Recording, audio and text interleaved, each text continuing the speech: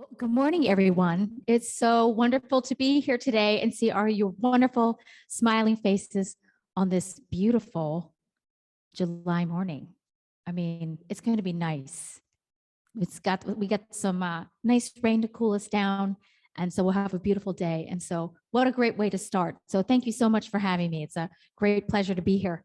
The first tune that John has picked out is the song that I did not know. So I'm always happy to learn new music. And this was recorded by, of course, the wonderful, wonderful Josh Groban, who I still think is in his, early 20s, but we're the same age, so he's not. But he looks like he's in his early 20s. This is a beautiful meditative song called Let Me Fall.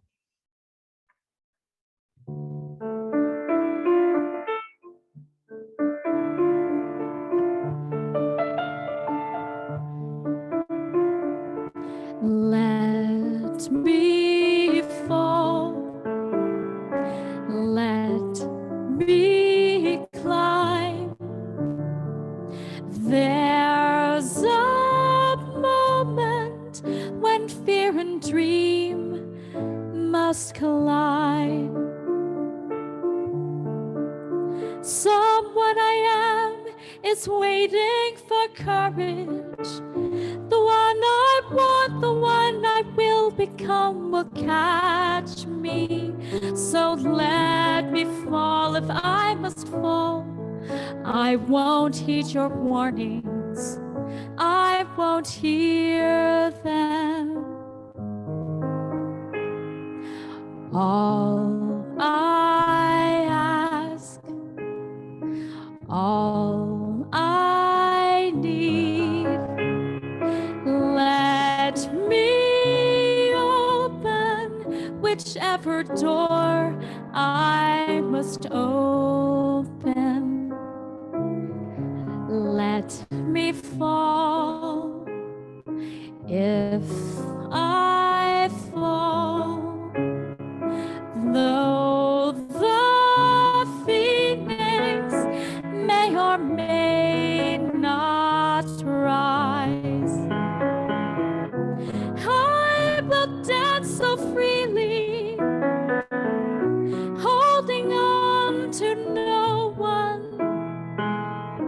You can hold me only if you too will fall away from all these useless fears and chains.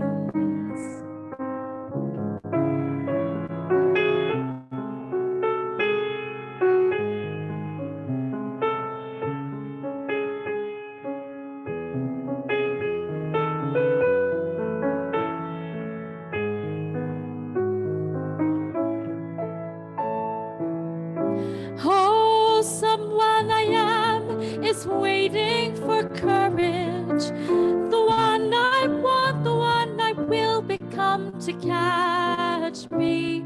So let me fall if I must fall. I won't heed your warnings. I won't hear.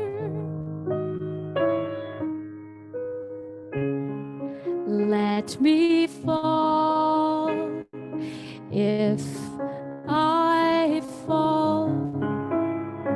There's no reason to miss this one chance, this perfect moment. Just let me fall.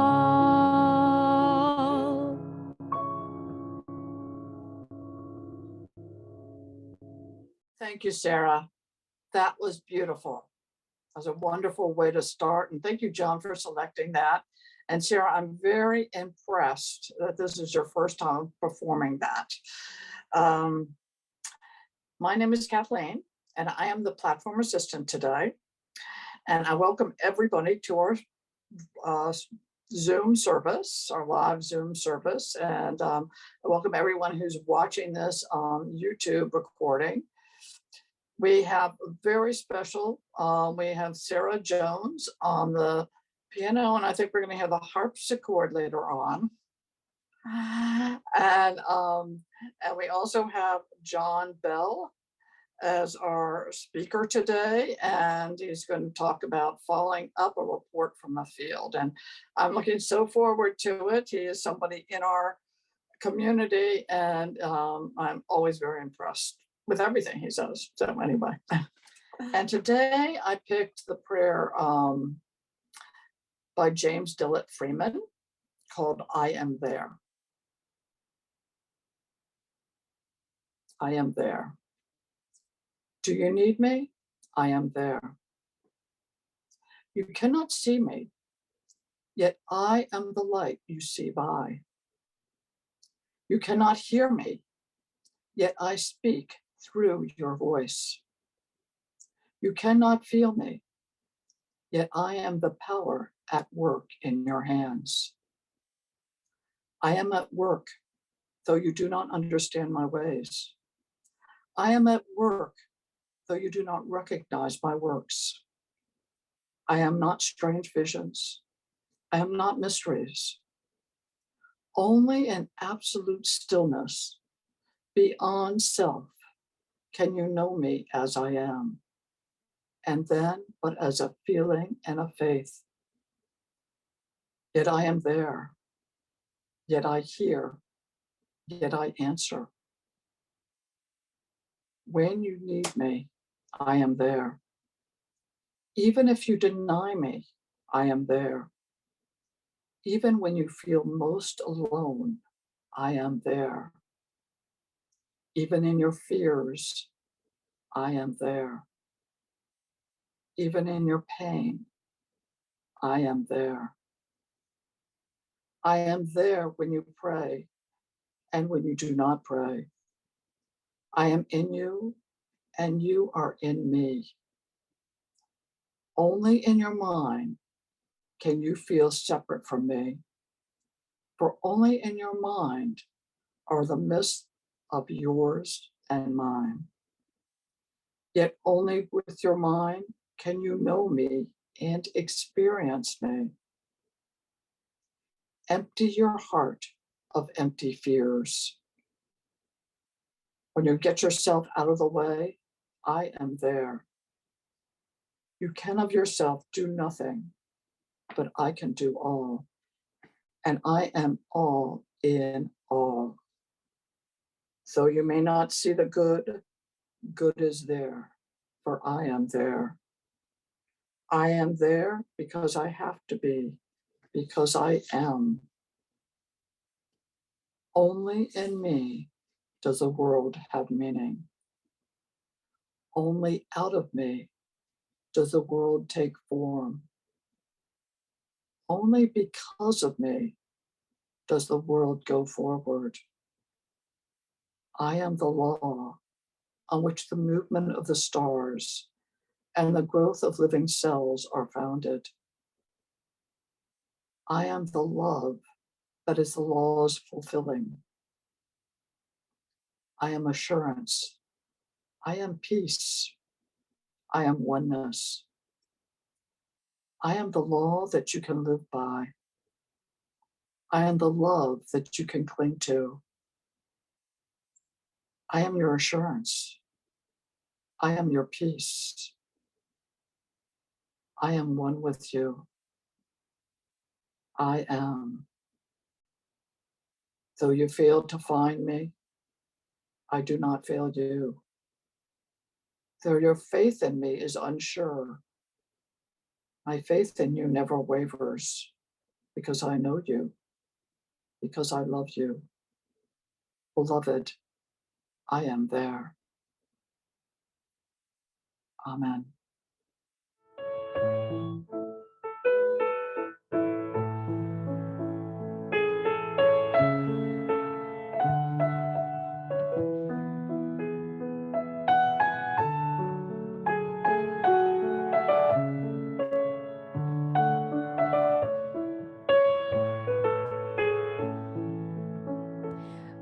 When I am down and oh my soul so weary, when troubles come and my heart burdened be, then I am still and wait here in the silence until you come and sit a while with me. You raise me up so I can stand on mountains. You raise me up to walk on stormy seas. I am strong when I am on your shoulders. You raise me up to more than I can be.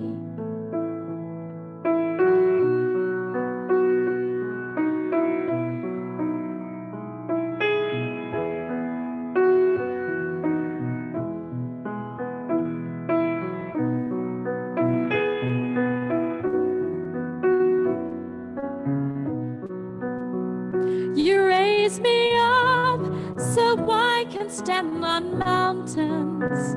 You raise me up to walk on stormy seas. I am strong when I am on your shoulders. You raise me up to more than I can be. You raise me up so I can stand on mountains. You raise me up to walk on stormy seas. I am strong when I am on your shoulders. You raise me up to more than I can be. You raise me up so I can stand on mountains. You raise me up to walk on stormy seas.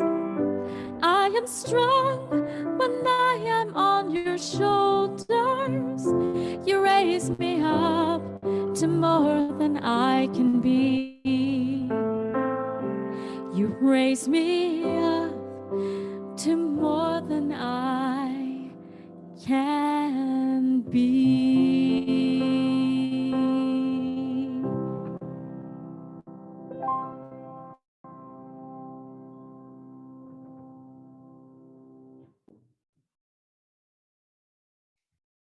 Thank you, Sarah.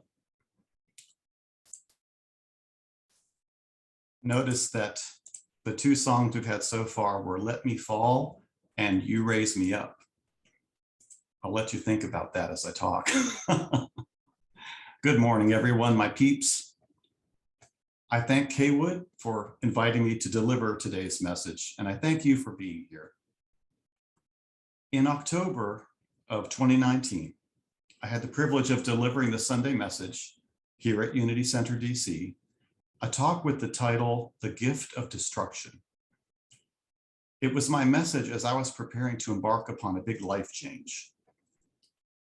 Today's talk is the sequel to that one, and I thank Kaywood again for letting me produce the bookends, the beginning and the end of that process. If you missed that first talk, you can catch it if you want to on the UCDC YouTube channel. It is there, October of 2019. My talk is entitled Falling Up, a report from the field. Falling up means to benefit in the long run from what seems initially to be a setback. In my case, I allowed my own sorrow and affliction to get to me and to stay around for too long. But in that process of being in the wilderness, I learned a few things about myself and about faith. I spent some quality time in the field, in the wilderness, a place of difficulty and introspection. This is my report for your benefit, summarized as 7 lessons that I learned and that I hope will be of value to you. Lesson 1, the best steel is the steel that has been tempered by fire. I was reading a book in 2019 called Deep Work, Rules for Focused Success in a Distracted World by Cal Newport, a professor at Georgetown. A statement in that book caught my eye. Humans are at their best when immersed in something deeply challenging. Human beings are at their best when immersed in something deeply challenging. We know that we are sometimes at our best under duress, when threatened, when something or someone important to us is endangered. It might be the result of our evolution, as animals, how we survived threats. Although we dislike challenges, they do tend to help us focus on what matters. The strongest steel has been tempered by fire. Humankind was about to be tempered in general by a new threat, COVID-19. Lesson 2, we have to leave Egypt. As Robert Brunet notes in the book, Finding Yourself in Transition, Using Life's Changes for Spiritual Awakening. The transforming power of the transition process lies not in our arrival at a certain destination, but in the process of the experience itself. In a chapter in this book entitled Departure from Egypt, Brunet discusses the symbolism and lessons of the Israelites and their escape from bondage under Pharaoh. Part of my story today is about my own journey out of Egypt, in a way. Egypt being self-imposed limitation and suffering. Brunet in his book notes the following. In the uncertainty of the void, we are tempted to look back to former times when things seemed more secure. The freedom of the wilderness can lose its appeal when our needs go unmet, and we may regret the loss of the once familiar bondage. Yet we discover that our needs are met in new and sometimes unexpected ways if we listen to and follow the voice of the Lord within. Summer 2019. My husband, David, and I are about to embark on a housing transition, a big one. We're going to raise our little 1939 Cape Cod house in Arlington and rebuild a more modern structure on the same lot. The old house lacked a lot of conveniences, and in fact, it was going downhill. For one thing, it did not have central air, if you can imagine. There was no storage space to speak of or closets. The wiring was old, the plumbing was old, the heating system was breaking down, and in the winter, mold formed on the walls of the bedrooms. I learned that my house was a teardown, precious to me, but of little value to anyone else in case we ever wanted to sell it. Another reason to do something now. My husband informed me more than once it was really important that we did something now while we had the energy and resources to do it. I did not welcome this development. This old house was my house, my first house, dearly bought after so much hard work. And I wanted everything to stay the way it was. Sound familiar? But I wasn't the only one in this marriage, and I could not argue the wisdom of doing something while we had the time and energy to do it. But my heart did not want this change. Anxiety became my companion from that time onward. Lesson 3, all that has been made will be unmade, and all that has been destroyed will be resurrected. This time period was for me a hallway. That hallway that exists when one door closes behind you, but the one in front of you has not yet opened. I refer now to this book that might be familiar to you, Hell in the Hallway, Light at the Door, How to Move Gracefully Through Change into Renewed and Abundant Life by Ellen Davenport. We've talked about the challenging situations being like a hallway between two places. The hallway is where you are after you've left one place, but before you've arrived at the next one. When I spoke in October of 2019, I was about to close the door behind me and enter that hallway. The next door was not going to open for some time. I needed to spend time in the hallway. It was a wilderness, and in part a wilderness of my own making. We put all of our belongings in storage, we moved to an apartment, and there were a lot of decisions to make and legal obligations to fulfill. You might know that moving is one of the most stressful life experiences for anyone. It was doubly so for me. In addition to losing my old house, I was going to lose the old maple tree in the front yard and my garden. It would be erased. I wasn't looking forward to the joys of a new home. I was looking back. I preferred the familiar, the tried and true. I was clinging to the idea of the old house so much that I wasn't thinking about the possibility of good coming into my life. Thinking about it now at the other end of this hallway, I think that what I feared the most was an ending. Destruction, change, and transformation, all of these things are endings. Endings are part of life. We have to accept them. I might not have realized it consciously then, but what I was doing was mourning the end of one stage of my life. I'm turning 60 this year. And although 40 and 50 were not a big deal to me, as I recall, for some reason, 60 is. In addition to all this change, my workplace has been in flux for years, the last 2 years especially, and that's contributed to my unease. My profession, copy editing of scientific material, is not as valued as it once was. Our whole staff of copy editors, whom I managed, has been released. The work has been outsourced. I'm not sure what my place is anymore in all of this.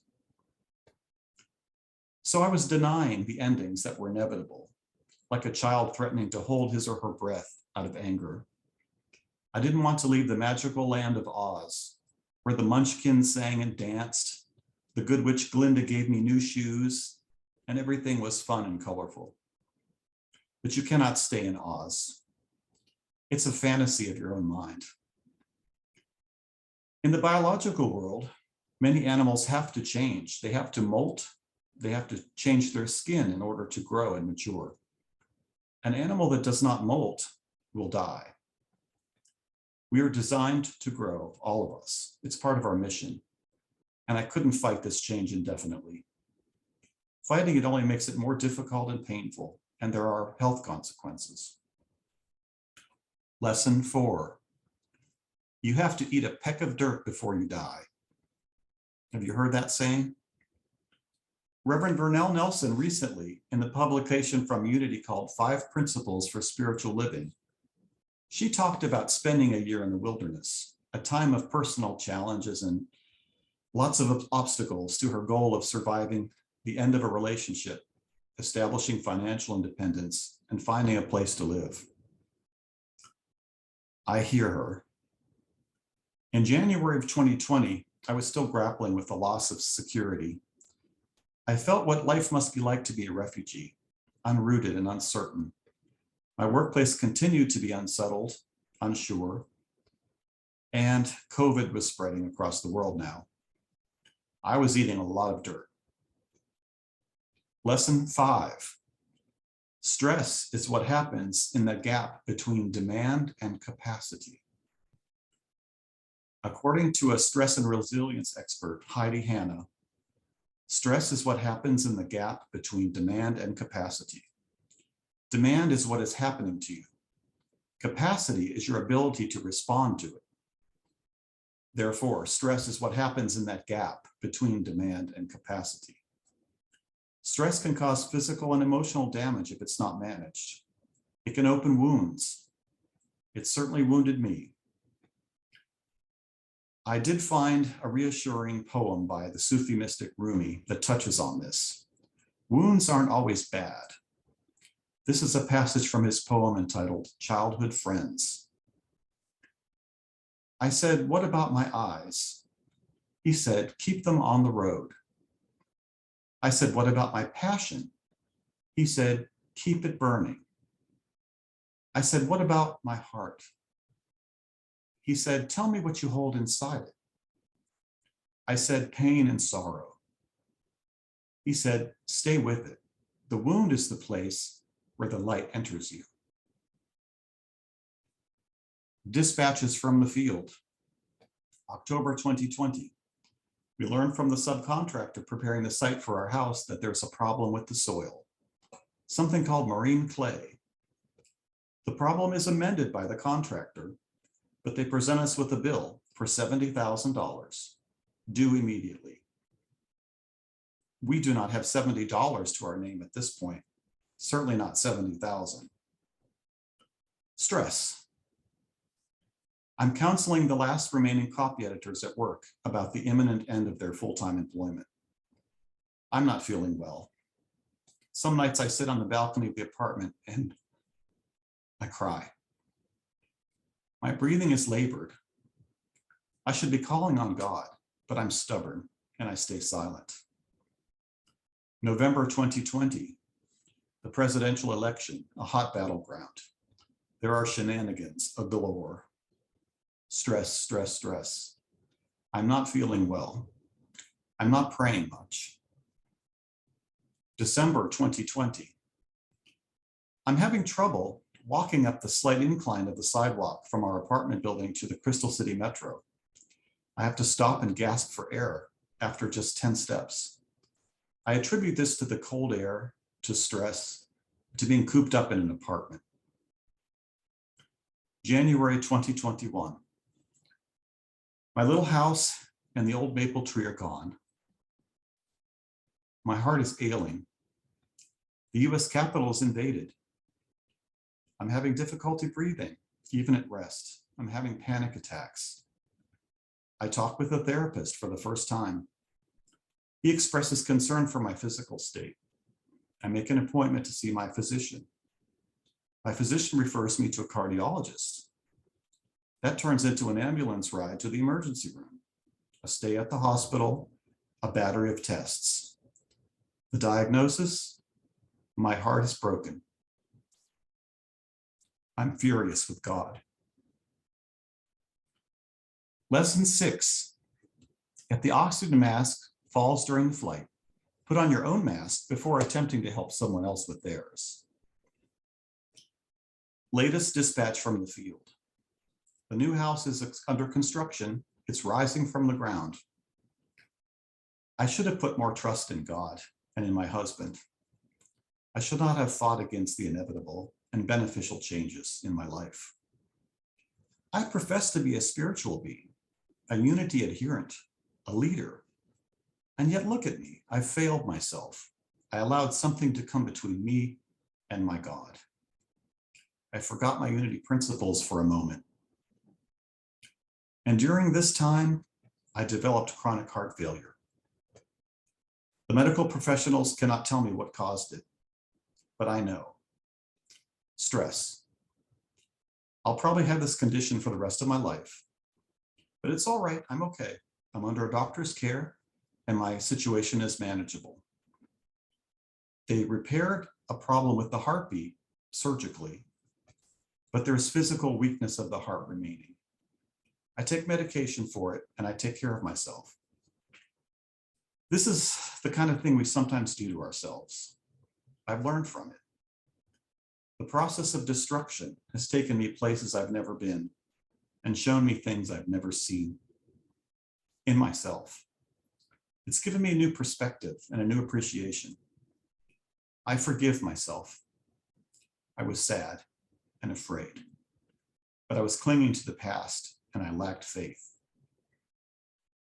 I came across a passage in a book called What Unity Believes by Elizabeth Sand Turner.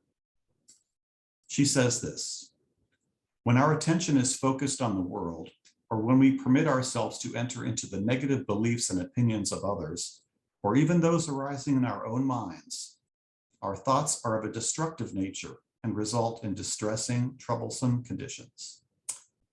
Ain't that the truth? Lesson 7, falling up. Dispatch from the field. May 2021. My husband and I move into our new house, which is beautiful and modern. It's larger than the old house, and it has a lot more space, including a finished basement. The windows are large and the light streams in. The yard is a blank slate now, but in time I will restore it. The neighbors welcome us back and they congratulate us on our new place. The cats are happy, the houseplants are happy. I feel security of having a home base coming back to me again. I'm falling up instead of down. The place where I had the wound, my heart, is where the light enters me again. In October of 2019, I entered a hallway. In fact, I fell into it. Change is hard. In this linear physical world, we can't see the end from where we're standing. We can't peek around the corners to find the answers. We can't go around or under or over challenges. We have to go through them. Like steel in a fire, we have to be tempered. We have to grow stronger. We have to shed our skins in order to be more than we were before. We can do it, and it's a good thing. Easy for me to say that now. But we have to remember our divinity as well as our frailty. Leaving Egypt, not an easy task. Bondage is so familiar, so comfortable sometimes. We forget that it's not our natural state, and we can't stay there. We have to let go. Sometimes we have to fall. In my 2019 message, I talked about Shiva, the Hindu god of destruction. You might see Shiva behind me. Shiva is not a malevolent deity. Shiva destroys, but for a purpose, so that something new can arise. In one of his aspects, Shiva is the Lord of the dance. He sweeps away illusion and ignorance.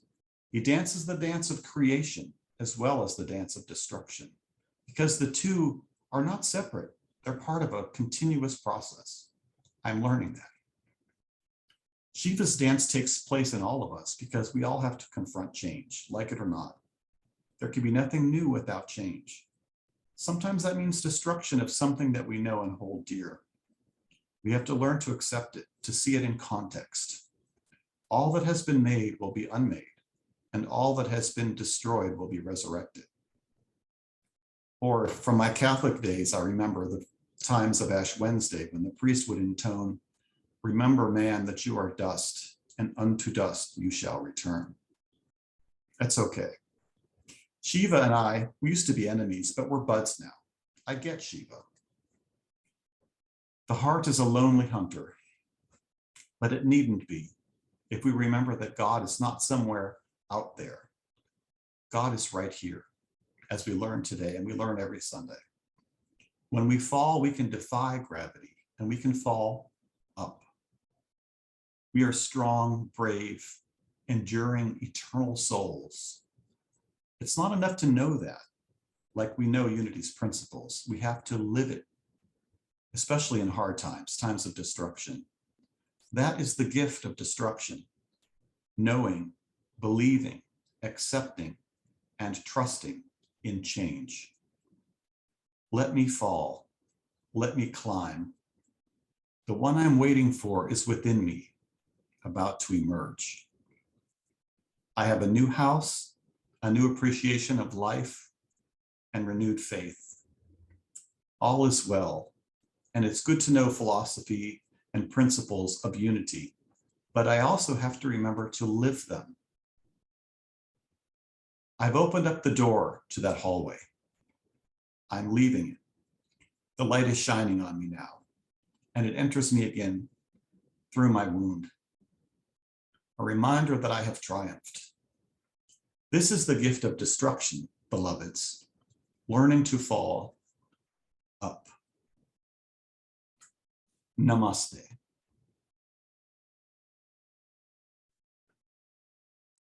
Now let us enter a time of meditation. Please make yourself physically comfortable. If you're seated, let your body relax. Upright and alert, but relaxed. Feel free to close your eyes if you feel comfortable with that. Concentrate on your breathing and let your breathing become slower and deeper. Breathe in, breathe out. Breathe in deeply, breathe out. Keep that rhythm. Realize how wonderful it is to be alive, to be able to breathe. Let the outer world fade away for just a few minutes and go inside. Go in to the place where you realize your eternity, your divinity, your peace, where God is. God is everywhere, but here it's easier to realize it. Clear your thoughts and just be. Just be. Free of identity, free of concern, free of time. You're an eternal, unending, perfect being. This is what God created. This is who you are. You're beautiful, powerful, unending, magnificent. You are all that is good. You are forever. And you are loved. God loves you eternally, without fail. We forget that in our mortal existence, but we live in a sea of love. Love is what connects. Love is what binds. Love is the background of all things. Feel that love. Let it feel like a warm, radiant light that shines from everywhere. Blinding light that doesn't hurt to look at. Feel that light permeate your being. Let it pick you up. Float in it. Be one with it. Let your physical body be energized, renewed, perfected. In this moment, we are all one. We are perfection. We are love.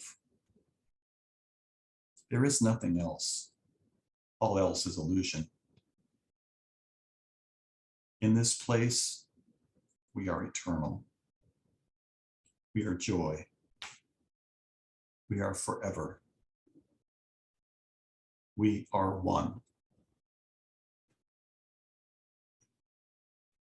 And now let us just be in the silence for a few moments and feel that love all around.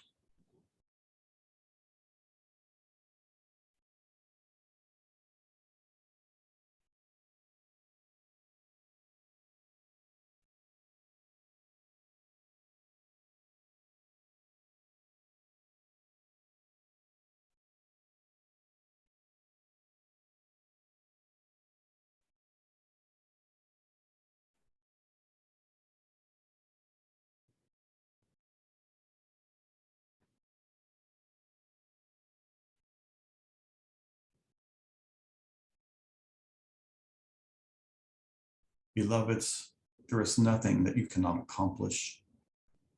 There is nothing you cannot imagine.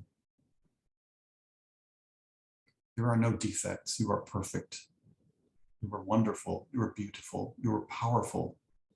Remember this. Remember this always.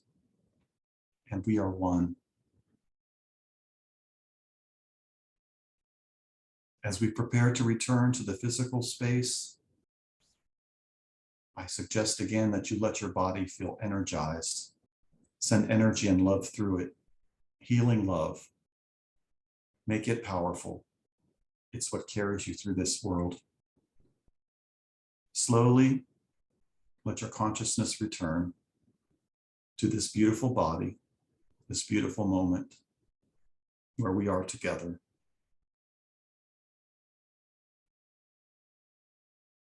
And for this life and this love and this moment, we give thanks.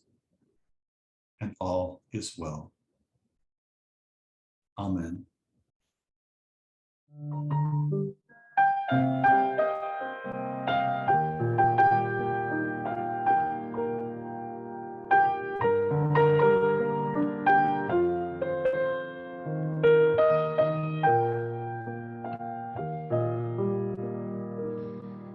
My life flows on an endless song above earth's lamentation. I hear the reel afar of him that hails a new creation. Through all the tumult and the strife, I hear the music ringing. It finds an echo in my soul. How can I keep from singing?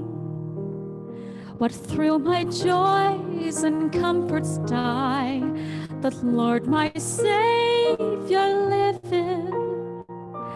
And through the darkness gather round, songs in the night he giveth. No storm can shake my inmost calm, while to that refuge clinging, since Christ the Lord of heaven and earth, how can I keep from singing? I lift mine eyes, the crowd grows thin.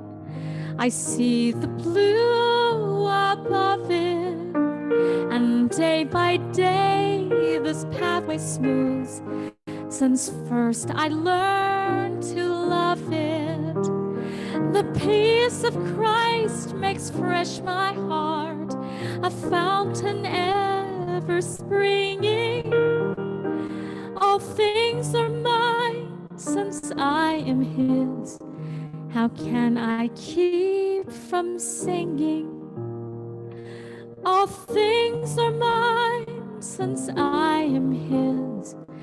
How can I keep from singing?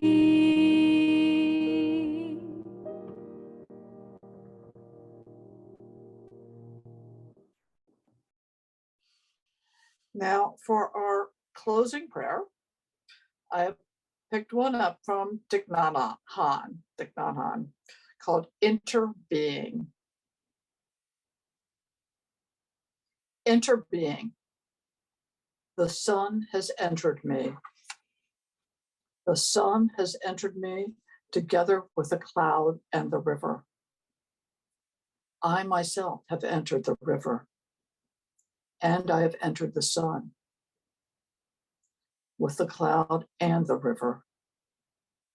There has not been a moment when we do not interpenetrate. But before the sun entered me, the sun was in me. Also the cloud and the river. Before I entered the river, I was already in it. There's not been a moment when we have not been interbeen. Therefore, you know, as long as you continue to breathe, I continue to be in you. Amen. We are so blessed here at Unity Center DC for extraordinary speakers, talented musicians who share with us each week their God gift, their message, their inspiration. And for us as recipients, I'd like you to take this moment and be grateful.